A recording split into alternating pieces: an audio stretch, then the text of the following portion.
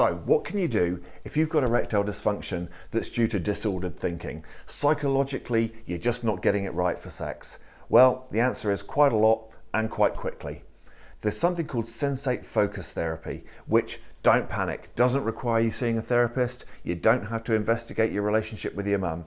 It's some very, very simple tips and techniques that you can do with a partner to get your thinking back online to help with sex. And in the next couple of minutes, I'm going to explain exactly how to do that. My name's Dr. Simon Snook. I'm the Kiwi sex doctor, and on this channel, we give you tips, tricks, and hacks that are all clinically proven to improve your sex life. So I had a guy called David come to see me. Now, his problem, not uncommon at all, was along the lines of this. He told me that his sex life with his wife was absolutely fine for many years. And then one night, he was a bit tired, but they thought they'd have sex anyway, and nothing was really happening for him and he couldn't quite work it out. Anyway, the next day felt a lot better, but he went to have sex, but again, nothing happened. Felt like his penis was broken. It felt like it wasn't even attached to the rest of his body. He's there with his wife and he's thinking, what's my penis doing? Why isn't it getting hard? But the next morning he wakes up with a decent erection. Great, everything's working again. Jumps into the bedroom with his missus and guess what? During foreplay, nothing's happening. Looks down, starts panicking about it, nothing occurs. Now, that is not an uncommon story, and that is really classical of psychological erectile dysfunction.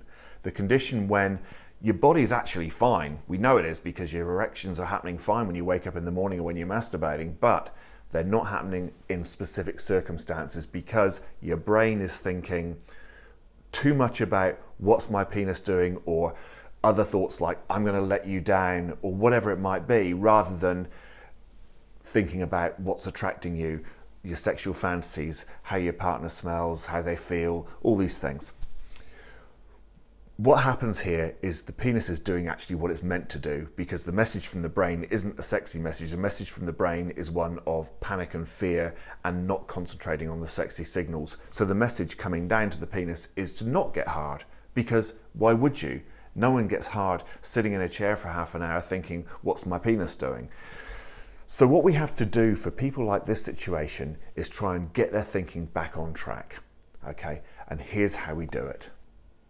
When things are working well for you in sex, you're really just not thinking about what your penis is up to. You trust it, you just enjoy what's going on around you, the feeling, the touching, the smell, the taste, the everything, how things are looking. You're not thinking about your penis. When things go wrong, all you can think about is the rather pathetic, flaccid penis that's just doing not what you want it to do. So what we have to do for people in this situation is get their brain back on track. Now, the easiest way to do that is actually to stop them worrying about what the penis is doing by telling them it doesn't matter. Now, there's no point. I can't just say to you, oh, it doesn't matter, you'll be fine. That doesn't work. But here's how we do it.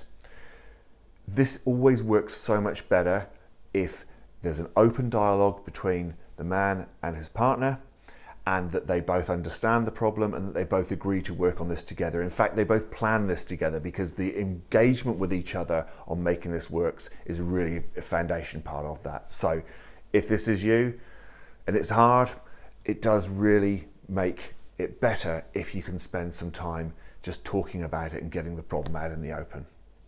So here's how we do it. First things first, let's set a period of time. So let's say, and I'm going to say this to you, I'm going to say let's say a lot, because I do want you to be able to create things the way that you want to do it. So I'm going to give a framework, but this doesn't have to be the exact way of doing it. You can work around what works best for you guys in your situation, in the life that you have. But let's say we're going to take 6 weeks and we're going to agree with each other we're not going to have sex for 6 weeks, okay? Now, that might be a bit frustrating. Oh God, I came to you because I wanted to get a better sex life, and now you tell me you can't have sex for 6 weeks. Well, yeah, but if I tell you you can't have sex for 6 weeks, but after 6 weeks you'll be having sex absolutely fine again, most guys are going to put up with that. Now, the reason we say no sex for 6 weeks is, and it's a rule, it's a law. The two of you will not have sex for 6 weeks, i.e., and I should be clear about this, I'm talking about penetrative sex, okay? Is because to do penetrative sex, you need to have an erection, okay? Now, if you need to have an erection, then part of you in your foreplay your brain is thinking, I need to get hard. And then we're down that side of this discussion. We're down having all those thoughts about, is it getting hard, etc. If you're not allowed to have penetrative sex, then you don't need to have an erection. So you don't need to think about what your penis is doing. So what we're trying to do for a couple, and for the man specifically, is to immerse him back in the thoughts of what feels sexy, rather than the thoughts of what is your penis doing. So, 6-week period of time, let's say, no sex. During that period of time, however, we are going to agree that as a couple, you are going to have time together physically. And in most cases, that might even be worth timetabling. You know, if people have got busy lives and kids and work and everything else, weeks can slip by quite quickly. So if that is you, timetable some stuff. Say, okay, right, every week over the next 6 weeks, we're going to have 3 times where we're going to set aside a quarter of an hour, half an hour, whatever works best for you guys, where we're just going to be intimate together. Okay, but not have sex.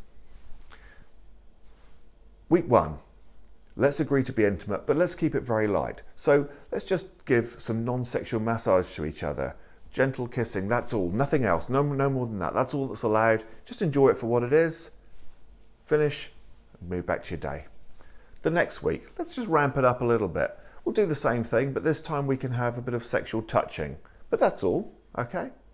And then the next week, we can take it a step further, and maybe we can have sexual touching and we can have some oral sex thrown in, okay?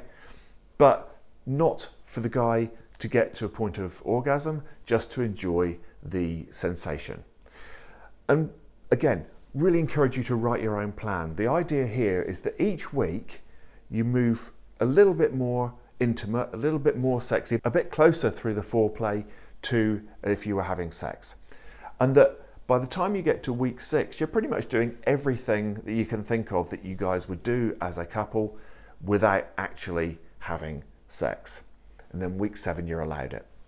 And so the idea is that for all of these 6 weeks, you as a guy get to involve yourself in the sexual situation. You get to think again about what you're finding nice, what you feel nice. It's actually a really good thing for couples who've been together for a long time to start re-exploring what they like, because you know, a lot of couples, you get into patterns, you know how to have sex with each other, and it works really well, but you kind of do, well, I do this, then you do that, and then we do that together, and then we have sex, and this is the way we do things generally, and you kind of stop exploring.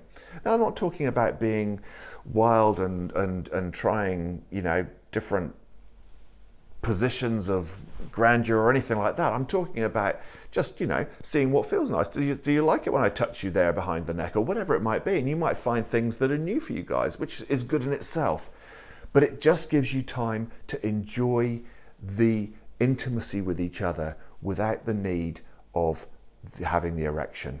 And over that course of time, over those 6 weeks, for the guy, what's going to start to happen is the thought patterns are going to start to come back, and you're going to start to approach sex in the way that you always did, which was, I'm enjoying the intimacy, and the penis is just something that gets hard in the background because that's what it does. And over those 6 weeks, by the end of it, I almost guarantee you that the erections are going to be happening. And then by the time you're allowed to have sex, boom, off you go. So look, that's a really simplified method of sensate focus therapy, and I'm not going to take away here from sex therapists who go far more into depth with things, and people obviously have complex psychological lives and psychological needs, and for some people it's really important to spend a lot more time getting into that. But let's be honest, it's quite hard to find time to engage, and the cost to engage with psychotherapy, and sometimes it's better just to try something simple. And a hack like this is really, really useful, and has fixed so many people during my career, and avoids lifelong treatment with medications, and it certainly helps relationships get back on track. So definitely advise you to give it a go. And what's more, don't see it as a chore. Think of it as a new little sex life for 6 weeks, and enjoy it, and enjoy the planning of it, and really put your effort in together. And you can find this will be a new path to walk down together, not only getting back to sex, but maybe changing your sex life as well. Well, I hope that was useful for you. Please do give me a thumbs up if it was helpful. Otherwise, you take care, and I'll see you again soon.